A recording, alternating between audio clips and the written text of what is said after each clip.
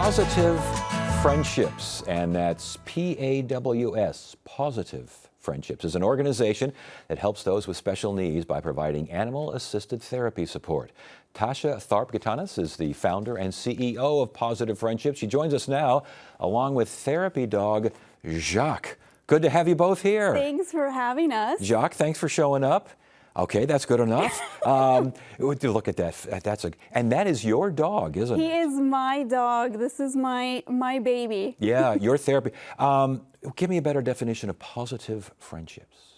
Positive Friendships is an organization that supports individuals with special needs, children from 18 months all the way up through adulthood. And we go into schools, adult day programs for individuals with special needs, developmental disabilities, autism, a variety of things. And we bring adaptive activities into the schools, supported with the support of the animals, to help the individuals start to make progress on their fine motor skills, their speech, their communication, following directions, all motivated by the cute furry ones. Yeah, and this, and again, for kids who maybe not be responding to therapy as best as possible. Absolutely. So a lot of times they don't, if you think about the human interaction, right? Yes. If a teacher asks you to do something, a lot of times the teacher might have you do it again because it might not be, the expected answer. He wants to shake hands He wants with more, yeah. Pet me more. But a dog isn't going to correct you. A dog isn't going to tell you, let's try that again. So whenever you are you don't have that judgment because they're not judging you. There's that unconditional, non-judgmental. And you founded the program in 2014 with your son in mind and with another French bulldog, With correct? another French bulldog, How did that work out? So in 2012, my son was diagnosed with autism, and he wasn't making progress in his occupational therapy. So I had another French bulldog, Zoe, and I still had Jacques, but he was a puppy at the time, so he wasn't as well behaved. And Zoe was always with me, and whenever I couldn't get my son to cooperate and do his exercises, so I asked him, if Zoe did it, would you do it? And once I incorporated Zoe into those exercises, compliance completely changed. What do you think? Why do you think that is? Obviously, animal therapy and therapy dogs, we know all about them. But in a situation like this with kids on the spectrum and these sorts of folks, what do you think the connection is? What's going on there? It's that outward, they're focusing on the dog. They're no longer focusing on what they can or can't do, because my son was at the time very high functioning.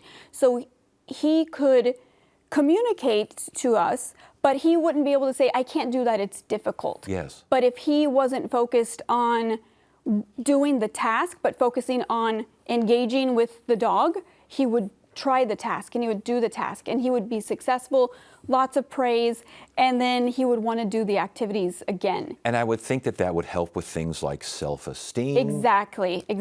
And without them even realizing that the self-esteem is improving. Yep. So as they're doing the exercises and the activities, they start to build their confidence, and then that just has the ripple effect that, while we're doing it in the schools, the parents are seeing a lot of that rollover into home because they're building the confidence in the schools with the help of the animals, and they're rolling that over into the school, into home. How do you work with schools? How does that work? The schools contact us. So if they have a special education department, they contact us. We come in and we do an assessment, kind of figure out what is the school looking for, what are the goals of the students, and we come up with a plan for activities, what do we want to focus on, and then we come in on a weekly basis or a monthly basis with variety of activities and variety of animals start working with the kids. And it works with a pet, obviously a family.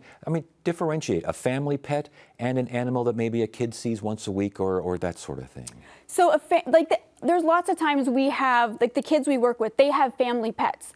And so sometimes they may be friendly with the family pet. Sometimes they might want nothing to do with the family pet, but when they come into school and we're bringing, our therapy dogs or mini horses or pigs or whatever it is into the classroom, Well, now it's a completely different setting. Maybe the dog at home is a big German Shepherd, Right. and we bring in a French Bulldog. You know, it's a little different look. Maybe it's less intimidating. Maybe it's a little friendlier. So I think the setting has a lot to do with that, home versus school. And then we've also had parents tell us that, you know, my kid wanted nothing to do with the dog until they started participating in animal therapy. And now my kid is nice to the dog at home. They want to engage with the dog at home. So again, you have those rollover of behaviors from what we do into the home. It's a win-win all Yes, around. Huh? absolutely. For more information, where do people go? PositiveFriendships.org. And that's P-A-W. W, yes. Well, Tasha Tharp-Katanis, and again, Jacques, Scene Stealer Jacques, you stole the show there, you big fella. That is a good dog. Congratulations on your success and continued success. Thank you so much. Thank you.